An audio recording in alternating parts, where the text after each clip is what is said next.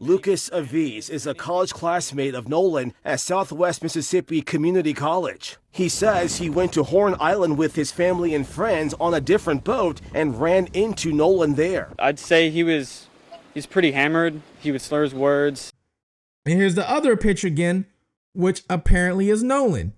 I believe this is the boat that Nolan was on. These right here are court filings, all right?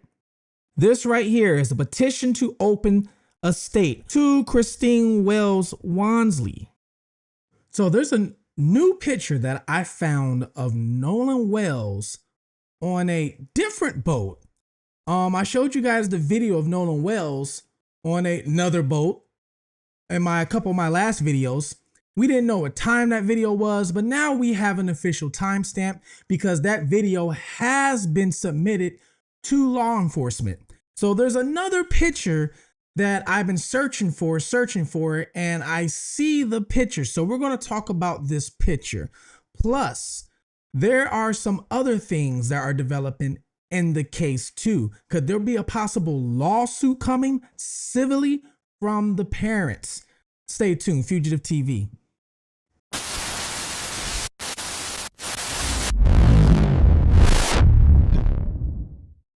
Welcome to Fugitive TV. I am your host, Ray Marcel. And what we do here is we take a look at cases of missing individuals, anything true crime, even other fugitives. And then what we do is we give it a deeper look, a different perspective, or a different point of view. Because I was once a fugitive on the run from the law myself. I ran for 15 years, lived in different countries, under different names. Now I'm a motivational speaker. I have this YouTube channel and I help family members find missing ones or help them solve a case. We're going back to Nolan Wells like we have been. I've been on Nolan Wells probably the past week now. That's because every day I'm finding something new. Every day I'm finding something new. Well, with Nolan Wells, we all know that his funeral was yesterday, okay? And thanks to everybody who tuned into my live. I broadcasted it. It wasn't no membership or nothing like that. It was for the public. Go ahead and watch it. So thank you to the ones who did watch the live on my platform. I appreciate that. And rest in peace to Nolan Wells. And there was some individuals out there who had criticism of how the funeral was handled, especially when Ben Crump and Al Sharpton got on stage and started talking. Some people felt it should have been a little bit more about Nolan and not about the case. You know, I can't fault people if they do think that way. I mean, me personally, I wish we would have saw some football highlights of Nolan, some basketball highlights of him. I want to see him on the field. I want to see some action with him, but we didn't get to. And I guess we have to respect, of course, you know, the parents and how they wanted to do the ceremony. But, you know, whether you agree with it or you don't, rest in peace, Nolan. Now, for anybody who doesn't know this case or you're just clicking on, just really quickly, Nolan is the 18-year-old who, what they're saying, accidentally drowned so far, or cause of death is drowned. Now, that's so far. Now, an official autopsy has not came out yet. That was just what the medical examiner said upon looking at his body. He sailed off the coast of Mississippi to Horn Island, which is 10 miles away. Now, he didn't sail off by himself. He sailed off with some friends.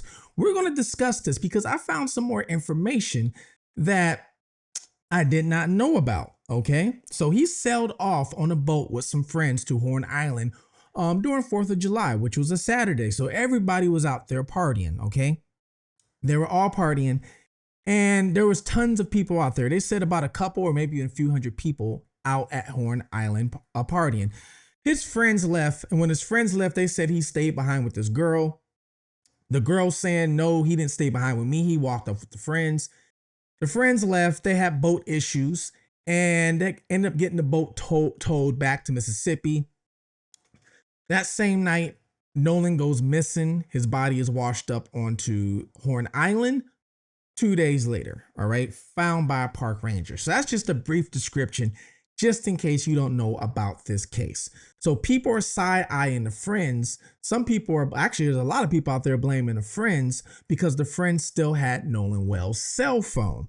And they didn't go back and give the cell phone to the mom right away. They still had the cell phone, and the Nolan Wells mom's friend had to go fetch the cell phone.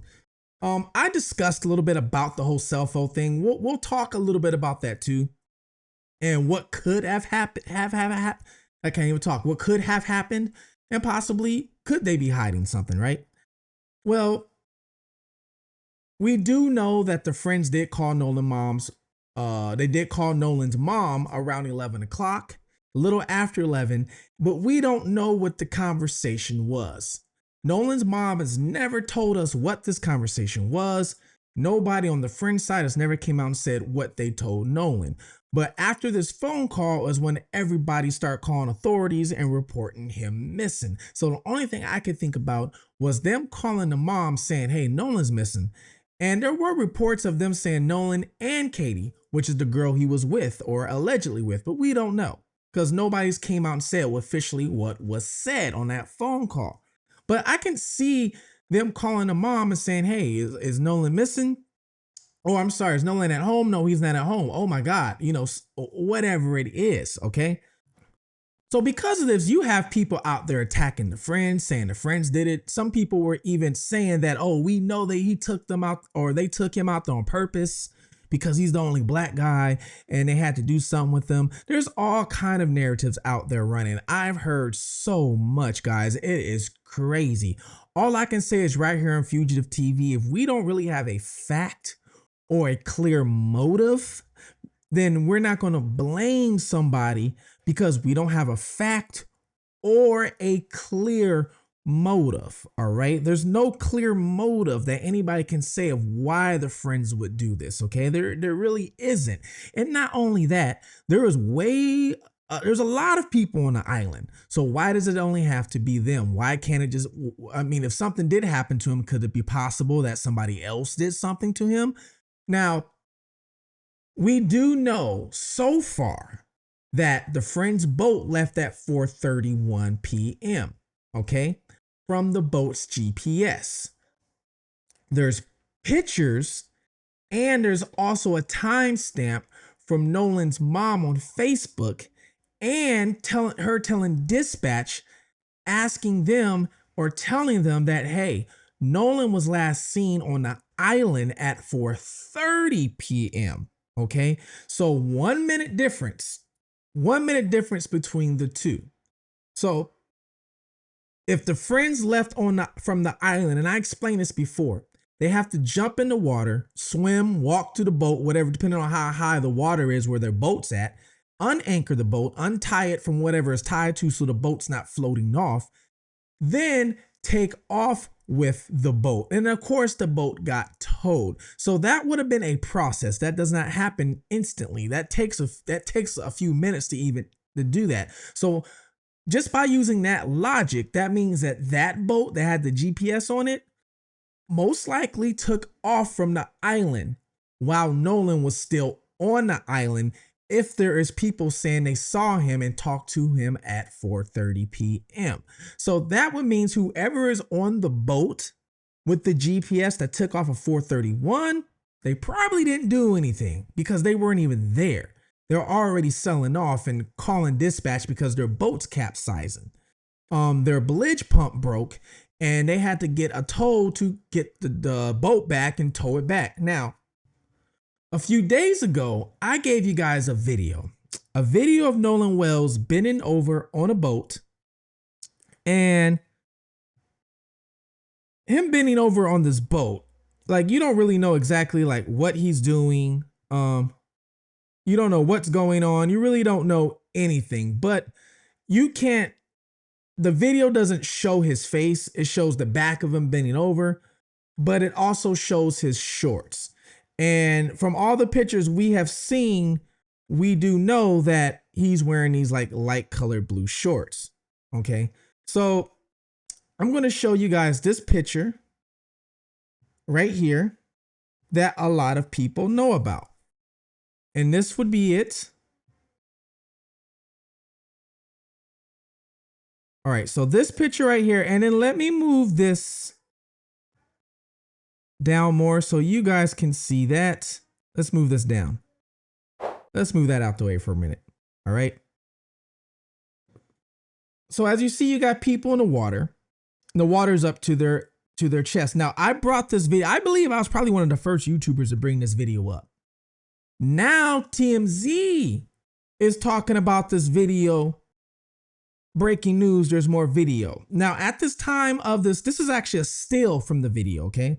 Now, at this time, we don't know at all who took this picture. And when I showed you guys this video or this still, we didn't know when it came from. Well, apparently, we have a time, folks. Apparently, the timestamp on this video or picture is 2:30 p.m. Meaning this is allegedly 2 hours before the friend's boat took off and 2 hours before what we heard people were talking to him at 4:30 p.m. Now, all we know from this boat is that we can kind of make out the last word is daddy. We don't know what the first word is, but we do see there's somebody else on the boat. There looks like a woman that's there with him. Now, there's a lot of confusion going on what Nolan's doing. We don't know. Some people say he's bending down, maybe getting a drink out of a cooler. I don't see the cooler between his legs. This is the raft that people are on, so I don't know where the cooler would be. It's possible because there looks like there is a drink right here. There's also a dry bag, that yellow dry bag, which I keep bringing up. A lot of people are not looking at that. We don't know how many phones are in that dry bag, because if you look, guys, down here, everybody in the water, nobody's on their phone. This guy right here, possibly, maybe, or it could be a beer, but he would be the only one. And in the full video, everybody that has anything in their hands are cans. And that's because this is salt water. So most people, when they go boating, and I'm not talking about you staying on your boat. That is totally different, guys. I understand if you're fishing, going boating, you're in your boat. But for people who go out in the water and actually jump in the water, you're not going to have your phone on you. You're not going to have your phone in your pocket because you don't want to lose your phone and you don't want to risk it being damaged. So this is why this yellow dry bag is here. People are probably putting their phones in here or whatever else. Plus, if you came on a boat, it's very common for people to leave their phones somewhere on the boat while you jump in the water and have a great, fantastic time. I know people who jump in the pool without their phone. They will put their phone and have their phone somewhere by the pool on a table or a lawn chair. They're not jumping in the pool with their phone. Now, I'm not talking about people who are just relaxing. I'm talking about people who are actually in the pool swimming, where the water's up to your neck. Most people aren't in the pool with their phone. They don't want to get, these phones are expensive. So a lot of people will keep their phone on the side of the pool. I'm pretty sure somebody's watching this video has probably got their phone stolen from a pool because you had it on the side of the pool. It happens. So TMZ is now talking about this boat, and law enforcement is trying to figure out what's going on with this video, because this boat right here does not match the boat that we know of that the friends had issues with. And then the boat next to it that we know of is not the same boat either. So my whole question was, who is this boat and who is this person or these two people that Nolan is jumping on the boat with? Nobody seems to want to figure that one out get any proof. So if something did happen to him, if there's a possibility that there is foul play, why are we not looking at everybody? Now this is from Plunder. Go follow Plunder Studios on YouTube and Facebook. She brings a lot of receipts. She gets a lot of public records. And she found, I believe this is the boat that Nolan was on. Now, as you see, this boat does not match the boat that Nolan was on. If you know it, you can see it's a totally different boat. Now, the description of this boat, or what it is, which I'll tell you right now, because she actually has a description and everything. So this boat apparently belongs to his friends, the friends that he left with on the island, okay? And one of the friends' brother owns that boat. The little brother, I believe, owns the boat. Now, we do know this boat left at 4:31. Now, this boat apparently is a RE powered with a 2015 Suzuki 250 4-stroke outboard. Okay. And the type of boat this is, it's supposed to be a 2000 Triton 22 offshore. All right. So, but this is not the same boat that you guys saw on that picture I just showed you. Now, I told you guys, I came across another picture. Okay. This picture was posted on Facebook by a gentleman. I'm not going to give up his name unless he wants me to, but this picture was posted on Facebook by a gentleman a while ago, and I think nobody really paid attention to this picture, and I just happened to come across it. Now, I showed you guys the boat that allegedly the friends do own and he was supposed to be on. Well, guys, take a look at this picture right here. Let me show you this.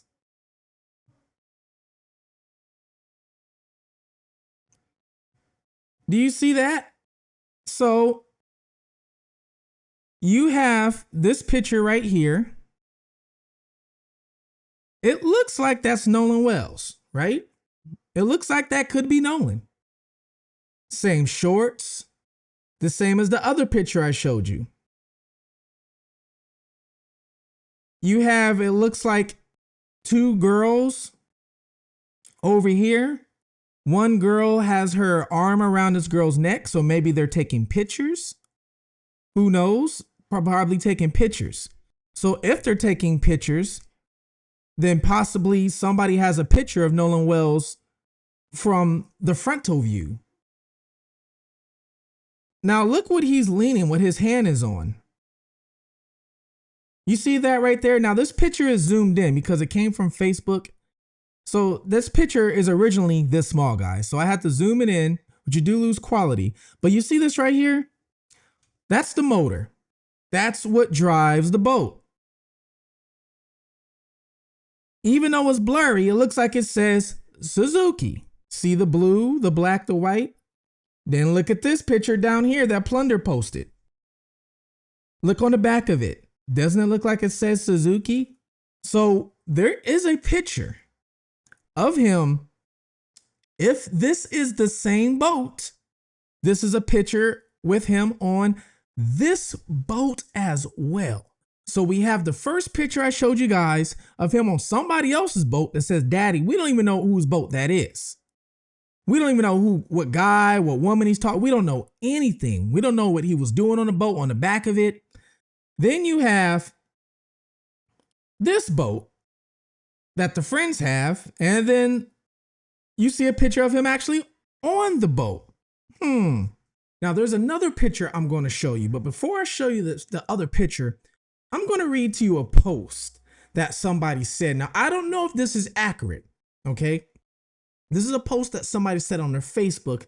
Apparently they were there and they seen the boat, okay?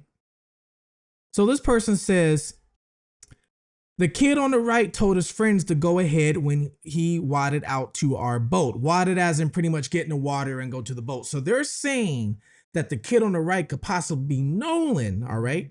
Wadded out to our boat. The boat was about 200 yards from us, but appeared to be a dark blue bay boat, 22, way overcrowded. Looked like standing room only. It was packed with kids, a lot of young, intoxicated kids making bad decisions. That water can be unforgiving, especially with the currents. I hate to see the race card being used on here. So much can go wrong out there with that many people, that many boats mixed with alcohol and whatever else. So they're saying all this is bad, okay? And they're saying that they did see, all right, a boat with tons of kids on it, all right? And possibly Nolan could have been on the boat. Now, they also go on to say, the kid on the right looks like the kid that tried to hitch a ride with us. So they're saying, because they're going off the picture. And what they're saying is the kid on the right, they're saying the kid on the right is a Nolan, looks like the kid that tried to hitch a ride with us. Okay? Said he told his friends to go ahead and he catch a ride with somebody. We dropped anchor around 11 closer to the west tip and saw them all walking toward the dunes. There was probably 200 college-age kids together down there. We ended up moving down by my wife's mom and dad, but we didn't see any of them again until we were leaving. When we were approached by a young man on the right, and he's talking about they're talking about the photo of Nolan Wells. Young man on the right. That was around 4:30, 4:45-ish. He was alone when he walked up to us. We told him that we were at capacity, and he said no problem. They had more friends out there that he could ride back with. So this is what this person's saying. This person's saying they actually spoke with Nolan, if this is correct, around 4:30 to 4:45-ish. Nolan approached them, seeing if he can get a ride back with them on their boat, but their boat was already at capacity. And then they also said that on the way there, I guess, the boat was full of kids. It was over capacity. They can only stand up. Now, let me show you this right here. Now, somebody posted this picture on Facebook, and you do see it's a lot of people partying, right? A lot of kids. Looks like a lot of kids in there. First of all, you don't see nobody with cell phones in their hands. You see some waters and you see drinks. It's pretty much what you see. Now, I'm talking about the kids that are actually in the water, not on the boat, but in the water, okay? Now, if you look at the boat right here, I'm not saying that is the boat, but it looks like it could be the boat because remember the engine, a Suzuki 250. You see that 250 on the back? You see the black part up on top? And here's the other picture again, which apparently is Nolan. As you see, the black and white, you can kind of see some markings on the edge of it. So it looks like it could possibly be the same boat. Now, if that is the same boat, if it is, you don't even see Nolan on this boat. Unless he's on the other side and you can't see him, but you don't see Nolan even there. Nolan is nowhere near. I don't see him in the water. I don't see him anywhere. Now, I do see somebody way over here. If you look all the way to your left, you do see somebody with shorts on that could have matched Nolan. Now, it's hard to tell by their skin color because of the sun and everything else, but they do look like, if you compare him to this guy, he does look like he's darker. So is this Nolan over here on this third boat? Is it? I don't know. You guys tell me. Now, if this is true, what this person said, that the kids were oversized on the boat, too many kids, it would make sense why they were having, they could be having bleach issues with the pump, because it could be too much weight and it could be taking on so much water.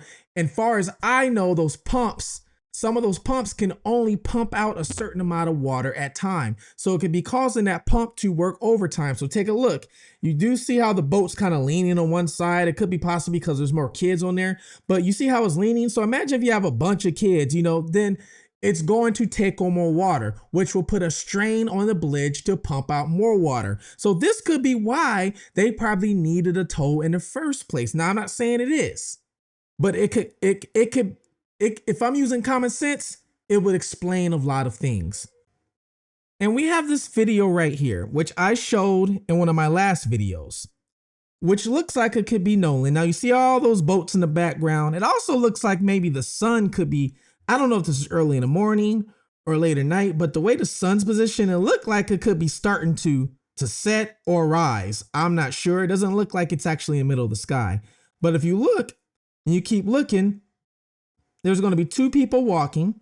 Now, none of these boats in the background that I can see match the boat that the kids are on or the boys are on. Now, you see, there's two people here walking way in the back. Looks like a white girl and a black girl, or a black guy. And then look, you zoom in, it looks like Nolan. It's the same shorts, and you have this girl walking with him. So who could this be? And where are they walking to? Are they just walking in the water? What time was this photo? So I've gathered a lot of photo evidence of what looks like the boat and Nolan, but a lot of this is still unanswered. And now you have an interview from another person.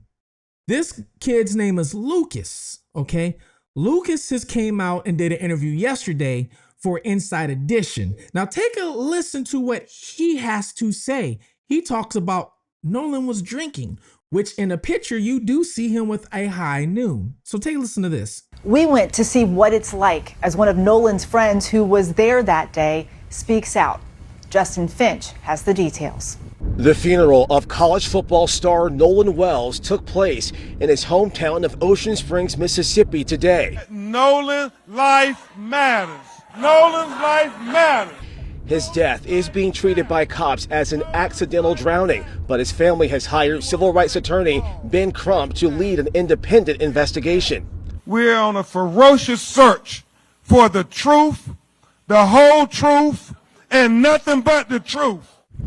Meanwhile, one of the last people to see Nolan Wells alive is speaking out to Inside Edition today. 18-year-old Nolan vanished during 4th of July celebrations on an island off the coast of Mississippi. His body washed up 2 days later. There were so many people. I mean, boats, they were like on top of each other almost, like, I mean, it was intense. Lucas Aviz is a college classmate of Nolan at Southwest Mississippi Community College. He says he went to Horn Island with his family and friends on a different boat and ran into Nolan there. I'd say he's pretty hammered. He would slur his words. His movement was slow. Nolan and 3 friends had arrived on Horn Island at around 11 a.m. According to authorities, the friends say they left around 4:30 p.m., but they say Nolan told them that he was staying behind. According to reports, he had met a young lady and wanted to hang out with her. Lucas says he was devastated when he heard later that night that his friend was missing. He may have been taken by the current, and I'm guessing he drowned. There's a certain part of the island where the current is pretty strong. Inside Edition cameras return to Horn Island. It's an uninhabited barrier island in the Gulf and a favorite destination for teens who want to party. There are also dangerous currents. This video shows how crowded the island was that day. No matter how it came about, nothing can take away the pain of Nolan's family or the tragedy of a young man who died too soon. Very interesting that this Lucas has came out and said Nolan was drunk. Now, I'm not saying Nolan was, I'm not saying he wasn't, but what I can confirm is that he has a picture of a high noon in his hand with his friends. And it's open. It's not closed, it's open, which apparently looks like he is drinking the high noon. So mix that, his statement, with the other statement I read you from another person who said it was a bunch of kids on one boat drunk, just doing a bunch of things they shouldn't have been doing. Now, somebody did reach out to me. They told me there was actually 3 boats that was pretty much filled with students that were taking off from the same area. Not just one, but 3 boats. So who did the other boats belong to? And could one of those boats be the boat that we saw Nolan on in that video where he's like bending over? So we're all focused on the one boat. And I keep preaching this. You can't always focus just on one thing. If something did happen, we have multiple people here. So if that first boat left and it's gone, then where are these other 2 boats? Where did they go? What about their GPS locations? Who was driving the other 2 boats? Who was the captain? Who do these other 2 boats belong to? And who was that he was walking in the water? What time was that? All right.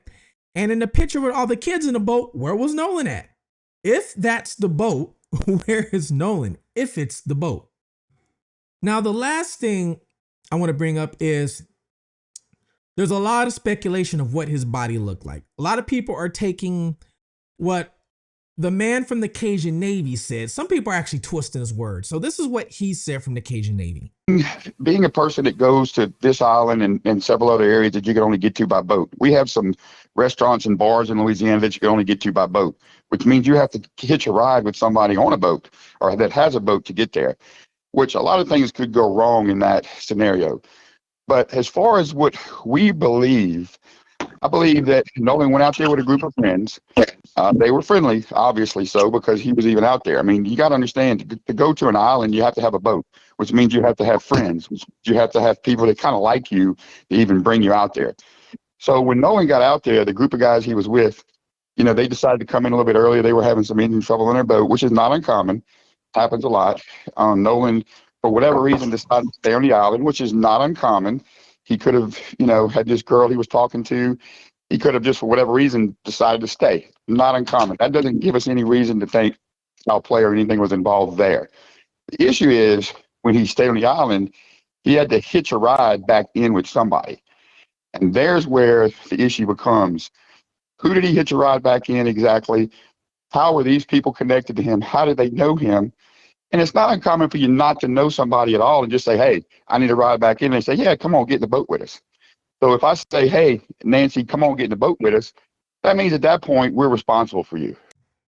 Now, you have to remember that he is also high up in the air. He says 300, 400 yards in the air. So when you're looking down that low, then it looks like people, little ants. Now, Nancy Grace has came out and said she actually has the photograph of Nolan on ground when they found his body from up high. So she actually says she hasn't, she's seen it. Now, apparently his body was face down. Okay, so since his body was face down, you have to remember he's up 400 yards. And if his body's face down, he definitely cannot see the frontal. He doesn't know if the face is bloated. All he can see is the backside from 400 feet up. And not only that, you have to remember, this is his first time even seeing Nolan in some sort of person. He's never seen him in person. So even if he bloated, let's say, extra 10 or 15 pounds from the back, he probably wouldn't even know. So you have to keep this in mind since his face was face down. When people usually drown, a lot of times they are washed up on shore face down. It's common. Now, the autopsy results. Mississippi still has not released theirs. Now, Ben Crump is claiming that he's got his, I guess. He's going to release it tomorrow. Tomorrow, at the NAACP conference. I don't know why he's doing this, because I have no idea. I can't tell you. I just know if it was me, I'm a silent assassin. And if I was an attorney and I knew something was up, I'm not letting the world know. I'm going to let these people make mistakes. I'm going to say, let's interview these people again and catch who's lying, because now we know the truth. That's what the FBI does, and that's how they catch so many people. That's why their conviction rate is so high. They let you dig yourself a hole. They'll even let you do it for months, weeks, years before they arrest you, because your hole is so dig, you cannot dig yourself out. You done told so many lies. So that's what me personally, I would do to catch the person, but he's going to announce it tomorrow. I don't know what for. I don't know what he's going to say, but we can all speculate, right? Now, there's one thing I do know of why the autopsy could be taking so long.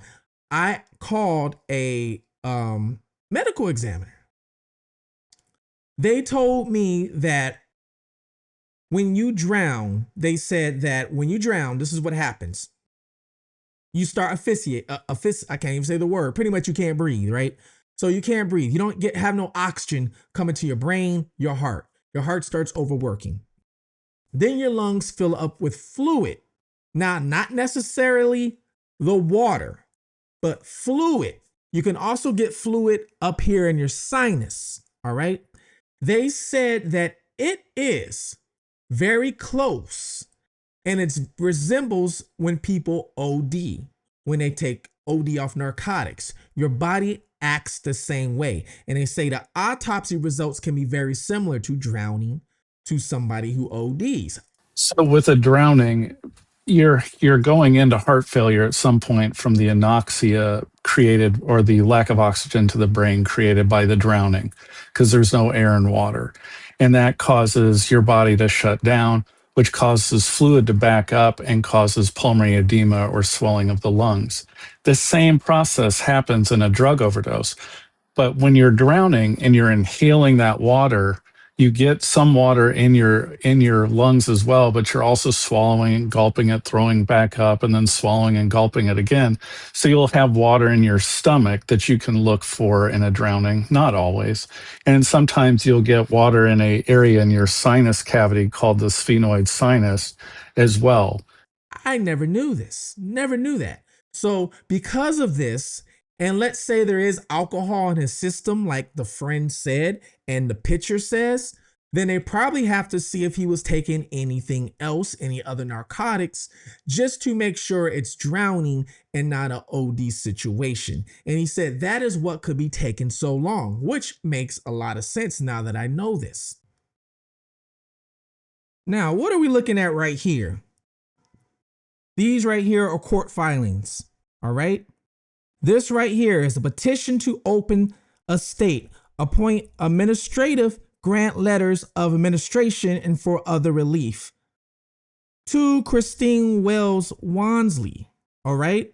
And I'm going to explain to you what this document does and a couple things it's for, all right? So the petitioner, Christine Wells, hereby files this petition to open a state, appoint administrative, grant letters of administration. So basically, as in like she is in charge of Nolan's estate, okay? This is what she's filing for. Now, it also says, according in order to investigate and pursue claims of the estate, the petitioner respectfully requests that this court appoint the petitioner as administrator of the defendant's estate. So you guys are probably like, well, what's going on? What estate? Nolan Wells, he was only 18. What estate did he have? We know he had a car. We don't know if it's paid for. Maybe some life insurance. So the life insurance gets paid out to them. But let me show you right here. Also, what this could be for. A petition to open an estate in Jackson County, Mississippi is the initial legal document filed in the Jackson County Chancery Court to begin the probate process. Okay, funny, probate process. You know who's a probate judge? If you've been following my videos, Ashley Cole. The kid's mom, she's a probate judge, okay? This is stuff she handles, so it's kind of funny. The official asked the court to validate the deceased will. Okay, so the deceased will. So did Nolan have a will? We don't know, but a lot of 18-year-olds don't, but we could have, who knows? And legally appoint a personal representative to manage and dispute the estate. So if he had a will, let's say he owned a house and the house is paid for, it's worth $1 million. Now she would be in charge to distribute that $1 million house, pay it, whatever she wants to do with it. But hold up, wait 1 minute. The petition gives you the legal authority to gather the deceased assets, pay off valid debts, and transfer property to rightful heirs. It is also used if the estate needs to represent to pursue a wrongful death or personal injury claim on the deceased behalf. Once again, let me read that for you again. Okay? It is also used if the estate needs a representative to pursue a wrongful death or personal injury claim on the deceased behalf. So meaning, wrongful death claim. Now you might be asking, well, who would she? You have to remember, what type of attorney is Ben Crump? He is not a criminal attorney. So no matter what charges come across, think about this. No matter what charges come across, no matter what that autopsy says in his opinion, whatever he finds out, he put out $100,000 for somebody to snitch on somebody. No matter what information he gets, he physically cannot charge anybody. He's a civil attorney. Okay? Civil, totally different than criminal attorney. So he's used to taking people to civil court for money, making bank, and winning. Do you guys remember? Matter of fact, I'm here in Florida. You guys remember the kid that fell out the amusement park ride here in Orlando, Ecamm Park, the ride that goes up and straight down, and he fell out when it was on the way down. Supposedly he was too big for the ride, and the strap, they had a malfunction with the strap. Well, Ben Crump was in with that, and he came down. That whole ride is shut down, tore down, and everything. And guess what? Ben Crump and them got paid. It was a civil lawsuit. It wasn't criminal. It was civil. So it would make sense that, let's say, they would try and go after or go for a civil lawsuit. Now you're probably asking, against who? Well, wrongful death. Maybe whoever was driving the boats. If his toxicology report comes back that he was above the alcohol limit, like Lucas is saying, we saw him with the high noon, who gave him the alcohol? Who bought the alcohol for the kids? You get what I'm saying now? Who bought the alcohol for the kids? Because you got to remember, you have cases, and I know one personally. I know a girl a long time ago. It was her first time ever taking X. She took ecstasy and passed away that same night. And then the person who gave it to her, he got charged. He wasn't trying to do it. He was just trying to have a good time, but he got charged, okay, with the M-slaughter charge. So the person who gave them the alcohol, eventually, if his cause of death, and they say it's drowning, but then they say the manner of death is because he was intoxicated. Get what I'm saying? Because that's two different things. Cause is basically how you died. All right. He died because he drowned. He died because he got shot. Then you have the manner of death. He died from accidental drowning. He died because he accidentally did this to himself, or somebody held him underwater, or he died because of intoxication. Drowning due to intoxication. So who intoxicated him? Oh, Ricky Smith bought the liquor and gave it to. You get where I'm going now? So I can see. I'm not saying this is going to happen. But once I saw these documents, once I read that review, and I already been saying, guys, I've been saying this, okay? I don't know if it was foul play. I don't know if anybody done anything, okay? But a lot of people are just stuck on the phone, which I get it. But once again, I am in the water all the time on the beach. I don't have my phone on me because I'm in the salt water. So if you're physically in the water, you usually don't have your phone on you. Your phone is somewhere else. Now, if he's talking with a girl, okay, some girl, and you saw the video I showed you of them walking in the water, they probably don't both have their phone on them. Why? Why would he? He doesn't even need his phone. He's talking to the girl that he likes. And then all of a sudden the boat is sinking and they have to leave before they even want to leave. And then he just forgets the phone could be even on the boat. I said plenty of times. He could have just forgot. Like, hold on, wait. My daughter just left her phone in Claire's a week ago. You know, the store in the mall? Yeah. She's trying on earrings, whatever, and leaves her phone there. We had to call Claire's. And luckily it was still there, and we get it the next day because they were closing by the time we figured, oh, I left my phone there. And we tracked the phone, it was in Claire's. But people watching this video, how many of you guys have been just, oh, I forgot my phone there. Oh, it's been over there because you were occupied with something else and you had to go back and get it. Now, I'm not saying you left your phone overnight. I'm not saying that, but it could be for a split second. You walking out of a place. Oh yeah, my phone. Oh, I left my phone in the car. I got to get my phone because you're occupied. So if he's talking to this girl, Katie, that he already liked, then it could be possible that he was occupied, forgot his phone on the boat. The boys took off with the phone. Now, some people are also saying, well, why couldn't they see the phone?